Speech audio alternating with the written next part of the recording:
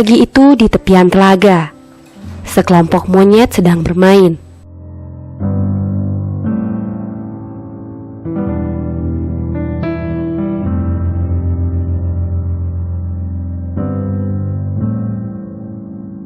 Monyet ekor panjang adalah hewan sosial yang hidup berkelompok.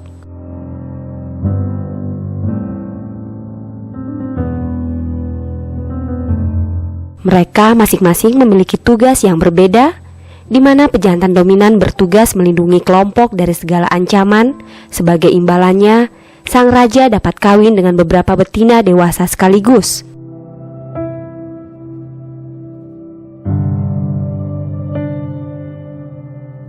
Selain itu, terdapat pula 2 hingga 5 ekor pejantan aktif lainnya yang bertugas sebagai punggawa, yang akan membantu raja melindungi kelompok dari bahaya.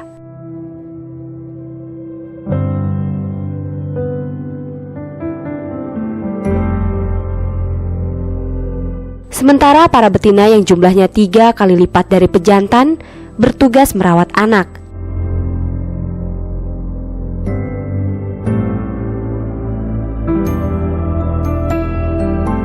Dan sisi luar kelompok ini hadir monyet-monyet jantan yang muda yang sibuk mencari kebebasan.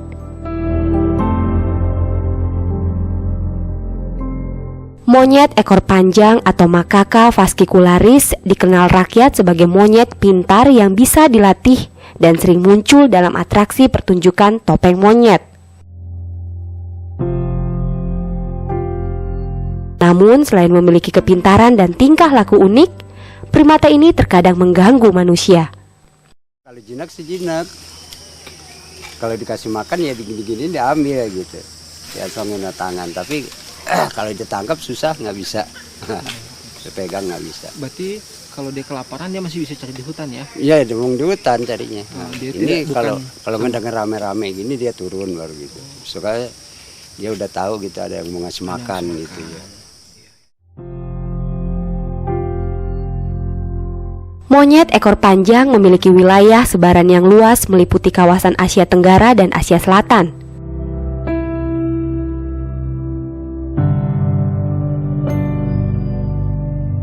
Sayangnya, kian hari perburuan binatang ini semakin meningkat demi kepentingan berbeda.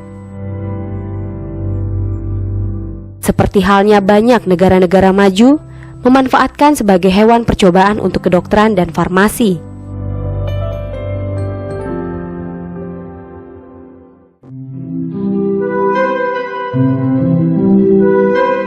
Penjelajah Eropa di masa lalu menyebut tanah Pasundan sebagai surga dari timur.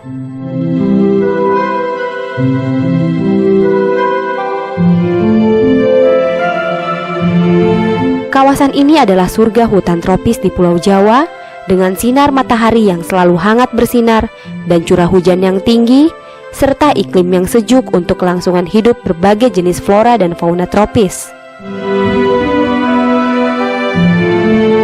Selama jutaan tahun di hutan tropis yang masih alami ini, terdapat tanaman pakis yang tetap bertahan di bawah cuaca ekstrim. Tumbuh tinggi menjulang, pakis menjadi tanaman perintis yang menjadi cikal bakal ratusan jenis pepohonan tropis lainnya.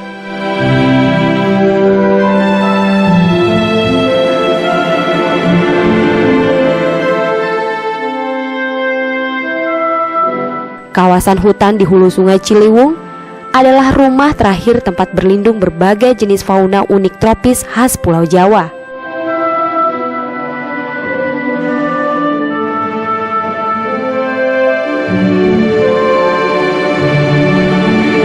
Beragam primata seperti oak Jawa, lutung, dan surili, termasuk predator macan tutul dan anjing hutan, serta aneka jenis burung endemis, salah satunya elang Jawa, juga reptil langka dan beberapa jenis ikan air tawar. Gunung Gede, Gunung Parango, dan ini Gunung Gede, dan ini adalah salah satu habitat paling alami di wilayah Jawa, di mana hewan-hewan endemik seperti macan tutul, elang Jawa, dan oak Jawa itu masih tersisa di dalam habitat ini. Dan peran hutan ini yang masih alami dan terlindungi ini akan menjaga kelestarian baik flora di mana hutan-hutan pohon-pohon tinggal dan hewan-hewan endemik di wilayah ini.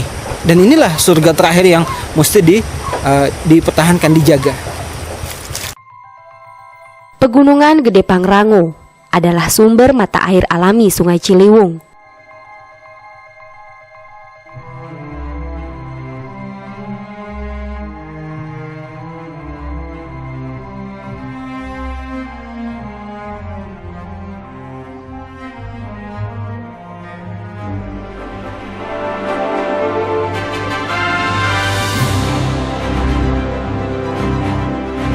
Melalui bebatuan di pegunungan, air sejuk ini mengalir turun menuju ke lembah-lembah di bawahnya.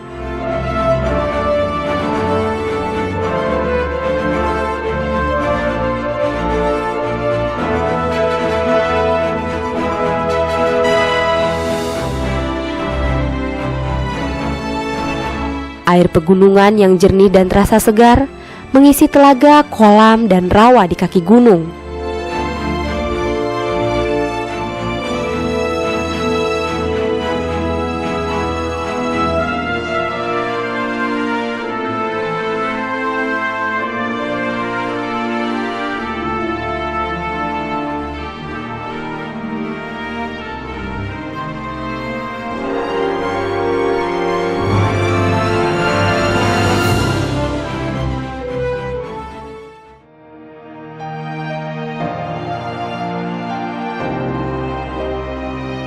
Sungai Ciliwung merupakan simbol kesuburan dan berkah kehidupan di tanah Pasundan.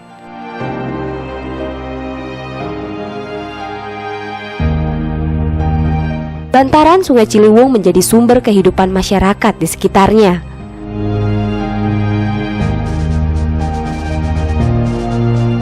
Berbagai kegiatan dilakukan di sini, mulai dari mandi, mencuci pakaian, bermain, dan mancing.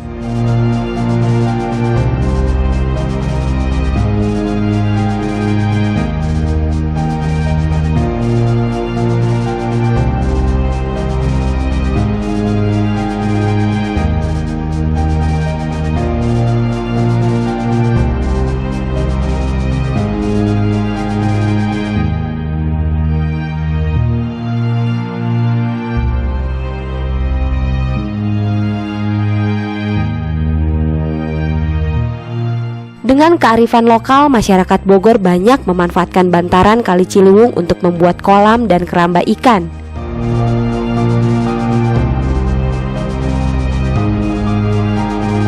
Aneka jenis ikan air tawar seperti ikan mas, lele, dan nila dikembangkan di sini.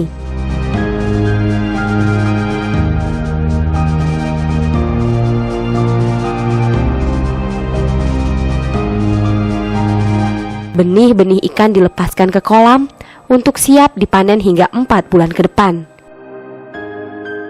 Ini udah 6 bulan. 6 bulan merah ikan ini. Ikan apa aja, Pak? Ya kadang-kadang kalau yang sebelah sana tuh ikan lele, yang sebelah sana. Soalnya kalau lele kalau disatukan bisa mematikan yang lain gitu. Selain lele, ikan? Ya ikan pak, ada ikan nela. Kalau ikan nela tuh lebih kuat dengan air-air yang apa? Dengan air-air yang, iya, yang sepertinya yang apa ya? Yang lebih apa? Yang kental gitulah. Itu lebih kuat kalau nela. Kalau ikan emas sebentar juga. Kalau semua nggak rajin dibersih dari sana ya bisa mati. Gitu, banyak matinya. Kalau emas harus kenceng airnya. Panennya berapa bulan sekali? Ya kalau ini masa paling saya cuma hanya buat sendiri aja gitu. Sendiri aja ya. Berapa bulan ya? Minimal kalau semuanya sekitar 7 bulan 8 bulanan lah. 7-8 bulan. Iya. Sungai Ciliwung berperan sebagai kawasan penyangga air bagi kawasan sekitarnya.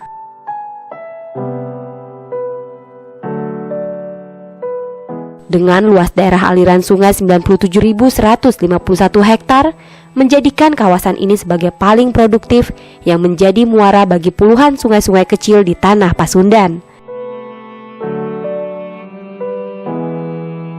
Dalam 3 abad terakhir sejak zaman kolonial Belanda, ulah manusia telah membawa perubahan-perubahan rona sungai.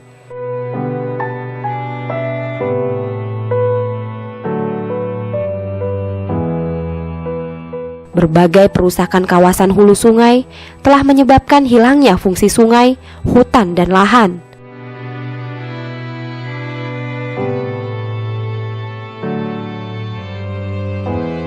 Pembukaan lahan ribuan hektar hutan untuk sektor perkebunan di kawasan puncak selama ratusan tahun telah menimbulkan terjadinya erosi tanah yang parah sehingga Sungai Ciliwung mengalami perusakan yang parah di kawasan hulu Ciliwung.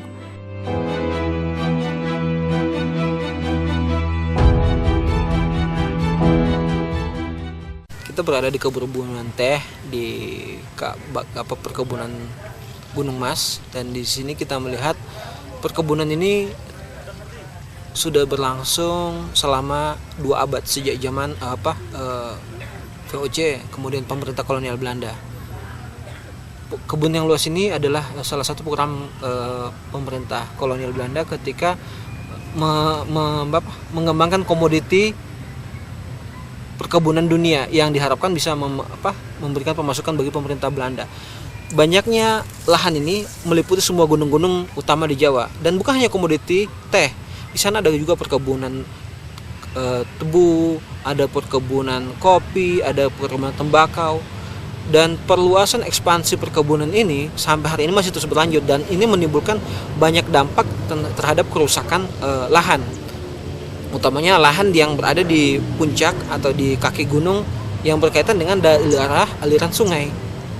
Dan dampaknya ini tidak terasa, tetapi bahwa secara perlahan dibandingkan hutan tropis, tumbuhan ini tumbuhan monokultur, dan ini akan membawa dampak hilangnya daerah resapan air.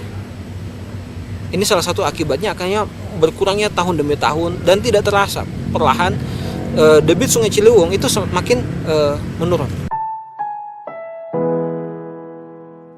Masalah ini semakin diperparah ketika lahan di bantaran Sungai Ciliwung yang berperan sebagai daerah resapan air di dataran rendah berubah fungsi sehingga bantaran Sungai Ciliwung mengalami tekanan dengan pendangkalan dan penyempitan sungai.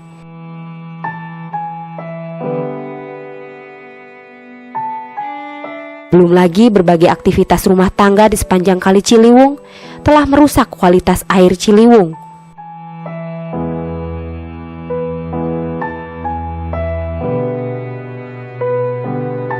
Di Kota Bogor, air sungai yang jernih telah berubah menjadi kuning oleh aktivitas erosi.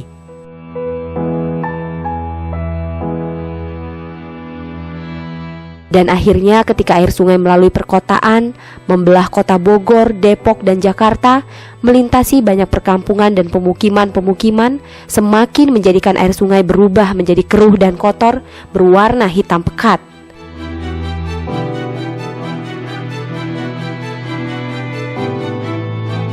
Pembukaan lahan perkotaan tidak mampu menggantikan fungsi hutan yang telah rusak.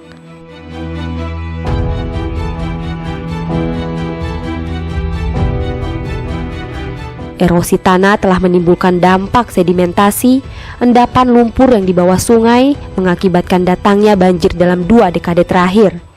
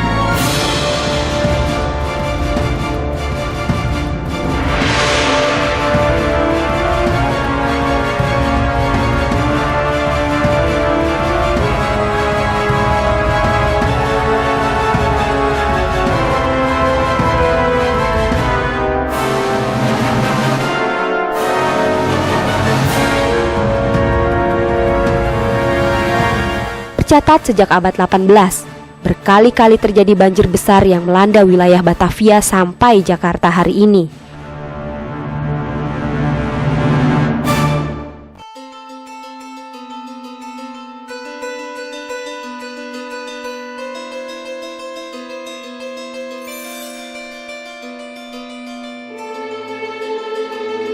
Inilah siklus banjir 5 tahunan setiap musim hujan datang.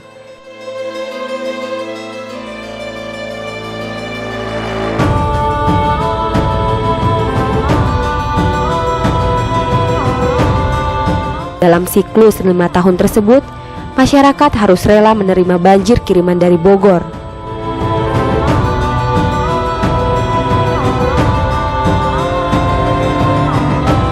Inilah cikal bakal bencana yang lebih besar yang dirasakan masyarakat Jakarta berabad-abad.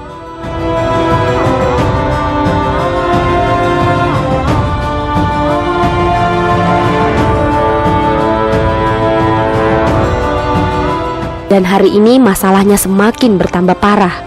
Sungai Ciliwung terus mendangkal, drainase kota Jakarta yang buruk akan menambah beban masyarakat kota di kawasan rawan pesisir yang rendah.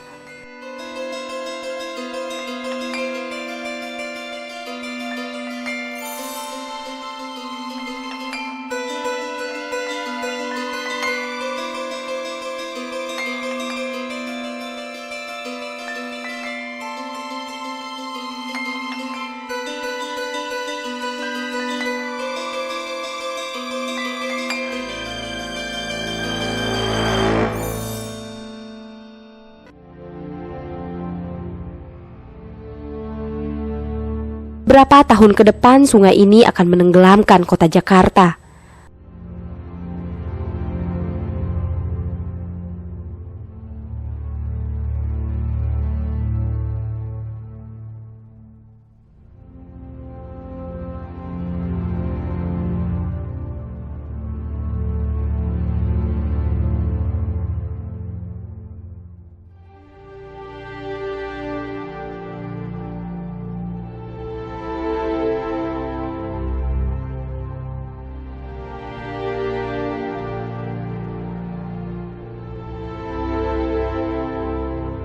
Masa depan Jakarta di tahun 2030 diprediksi akan menjadi kota pesisir yang terendam laut.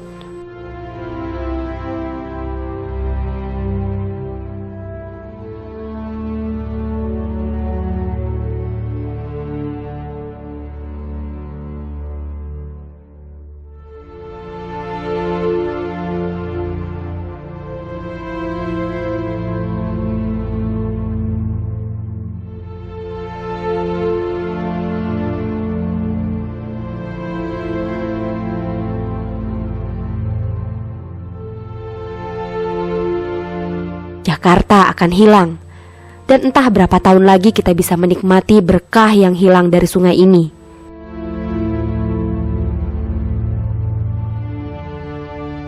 Dan esok kelak, tak ada lagi surga indah di Sungai Ciliwung.